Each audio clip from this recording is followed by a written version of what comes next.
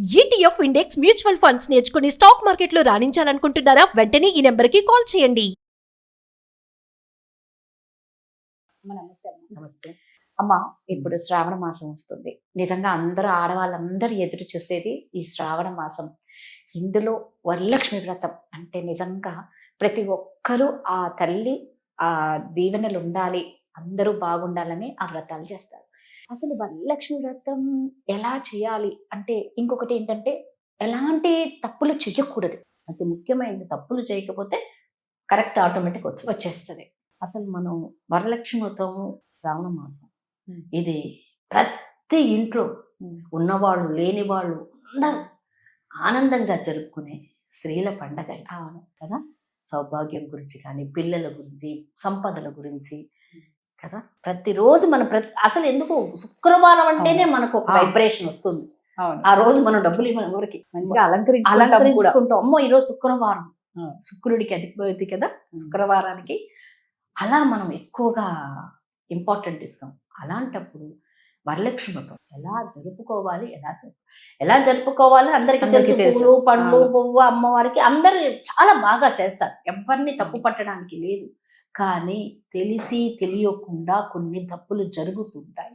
అది తెలిసి చేస్తామో తెలియక చేస్తామో, లేకపోతే ఏమీ కాదులే ఇది చేస్తే ఇదేం కాదు, దేవుడు శిక్షిస్తాడా అని ఒక క్వశ్చన్ వస్తుందమ్మా.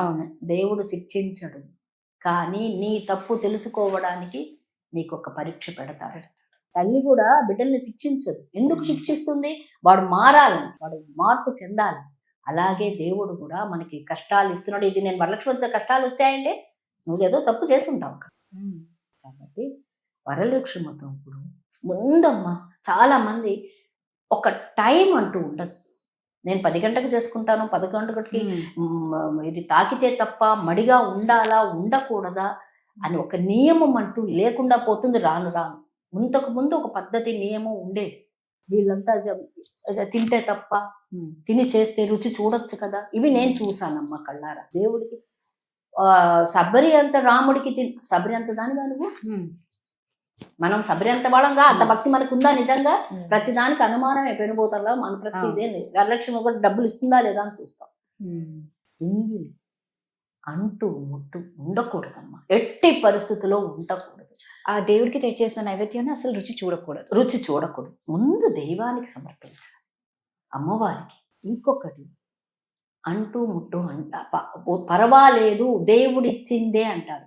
అది ఒక మనకి ప్రతి దానికి ఒక రీజన్ పెట్టారు. ఆ టైంలో మనకి ఎలా ఉంటామో మనం శారీరకంగా మనందరికీ ఆడవాళ్ళకి తెలుసు. మనసు కూడా సహకరించదు. పర్వాలేదు కూర్చుంటే తప్పే ఉంది, పక్కన ఉంటే తప్పే ఉంది అంటారు. కాదు కదా. అది ఎంత ముందు వరలక్ష్మి శుచి శుభ్రత. ఇంకొకటమ్మా, ఏమనుకోవద్దు, ఇది చెప్తున్నానే చాలా మందికి కోపం రావచ్చు కూడా నా పైన. వస్త్రధారణ చాలా చాలా చాలా ఇంపార్టెంట్. నీకు చిన్నదానివి నేను చెప్తున్నాను, ఏమనుకోవద్దు. కుంకుమ బొట్టు పెట్టుకోవట్లేదమ్మా పెద్దవాళ్ళే. ఇంకా నువ్వు చిన్నవాళ్ళు, ఈ వయసు వాళ్ళు వదిలేసి చక్కగా తిలకం పెట్టుకుంటున్నారా, పసుపు రాసుకుంటున్నారా, నగలు వేసుకుంటే అది అలర్జీ అంటున్నారు. బంగారం ఎందుకు? బంగారం లేకపోతే ఏదైనా ఉన్నది మట్టి గాజులు వేసుకోండి. బంగారం అంటే అమ్మ మా దగ్గర బంగారు గాజులు వద్దు, ఉన్నంతలో అందంగా లేదు. నైటీ వేసుకుని కూడా పూజలు చేస్తున్నారమ్మా. తప్పే ఉంది. నైటీ దాని పేరే ఉంది కదా, అది ఎంతవరకు కరెక్ట్? వరలక్ష్మి వ్రతం చేస్తున్నాము అంటే మనం కూడా అమ్మవారిలాగా ఉండాలి. స్నానం చేసేటప్పుడు ఈ రోజు కూడా నేను పాటిస్తున్నానమ్మా. నేను చెయ్యలే, ఎవరికి చెప్పను. మా అమ్మమ్మ తరతరాల నుంచింది. మేము తలంటుకుంటే స్నానానికి వెళ్ళేటప్పుడు పసుపు సున్నిపిండి తీసుకుని వెళతాం. ఈ రోజు కూడా మామూలు శుక్రవారం చక్కగా నువ్వుల నూనెతో తలంటుకుని వ్యంగ స్నానం చేసి ఆ నూనె పెట్టుకుని ఇదంతా ఇల్లంతా తిరుగుతారు. అది ఎంతవరకు కరెక్ట్? మంగళ స్నానం చేయాలి. మనమే అమ్మవారు అనుకోవాలమ్మా. దేవాలయమే, మనమే దేవాలయం అంటారు కదా హృదయం. అది ఎంత చక్కగా ఉన్న చీరల్లో మంచిది ఉతికి ఎప్పుడో లోపల పెట్టేసి తీసి, అది కాదు. ఉతికిందైనా సరే, కొత్తదైనా సరే దాని శుభ్రం చాలా చాలా, ఇది మాత్రము నేను కళ్ళారా చూస్తున్నాను. అది తెచ్చి అలాగే అంగట్లో అమ్మేది అలాగే తెచ్చి ఆ ప్లాస్టిక్ వాడకూడదు అని అంటూ ఉంటారు. కానీ దేవుడికి సువాసన, నీ దగ్గర దొడ్లో పువ్వులు తెచ్చిపెట్టమ్మా, ఆవిడ కాదంటుందా?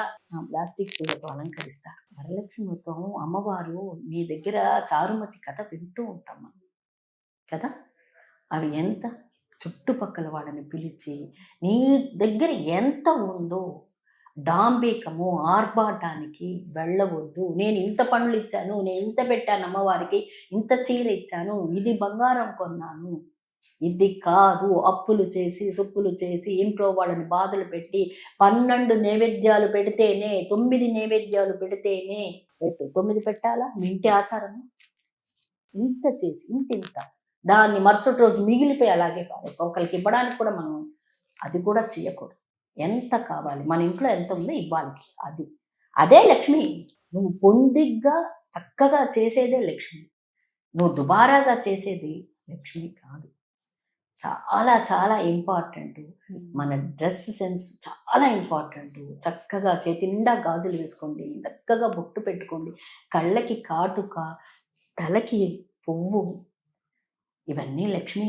అమ్మవారికి పెట్టేది కదా మందు. మనం అలంకరించుకుంటే అమ్మవారు మనం చూసి ఉండాలి. మనం అమ్మవారికి అమ్మవారిలాగా కనిపించాలి. మన ప్రతిరూపమే, మన రిఫ్లెక్షనే పడుతుంది. లేదు నేను ఏదో నైట్ వేసుకున్నాను, అమ్మవారికి ఇన్ని ప్రసాదాలు తెచ్చాను. ఇంకొకటమ్మా, ఎవరి ఇళ్లల్లో ఇప్పుడు మా అమ్మాయి ఉంది, మా అమ్మాయి ఇంట్లో తనే చేసుకోవాలి, వాళ్ళ అత్తగారు చేయాలి. ఇక్కడ పుట్టింట్లో నుంచి క్యారెట్ తీసుకెళ్ళి ఇచ్చేసి వస్తారు, ప్రసాదాలు తయారు చేసి ఇస్తున్నారు. అది కూడా నేను చూశాను. అది చాలా చాలా తప్పు. అలా చెయ్యకండి. మీకు ఎంత వీలవుతుందో మీ ఇంట్లో, మీ వంటింట్లో తయారు చేసుకున్నదే. అది ఎంత చేసావు, ఎలా చేసావు, చక్కగా శుభ్రంగా చేసి, అంత పాయసం చేసినా సరే, అంత వడపప్పు చేసినా అమ్మవారికి పెట్టండి, తృప్తి చెందుతుంది. మీ పుట్టింట్లో తయారు చేసినవి అవి తీసుకొచ్చి, లేకపోతే ఆర్డర్ ఇచ్చి చేసిన స్వీట్లు ఏమా.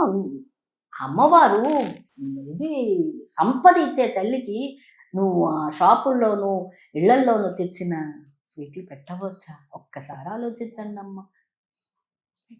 ఇది మాత్రం చెయ్యకూడదు. ముత్తైదులు కూడా ప్రతి ముత్తైదుని మనం గౌరవించాలి. వాళ్ళు తక్కువ ఎక్కువ భేదభావం అస్సలు పనికిరాదు. ఈవెన్ పూర్వ పుణ్యశ్రీలు వస్తే కూడా వాళ్ళని వెలివేయద్దు. అవును, అది చాలా చాలా ఇంపార్టెంట్. మనం ఇతరుల్ని గౌరవించేదే మనకు వస్తుంది. ఇతరుల్ని గౌరవించకపోతే మన లక్ష్మీ కటాక్షం ఉండదు.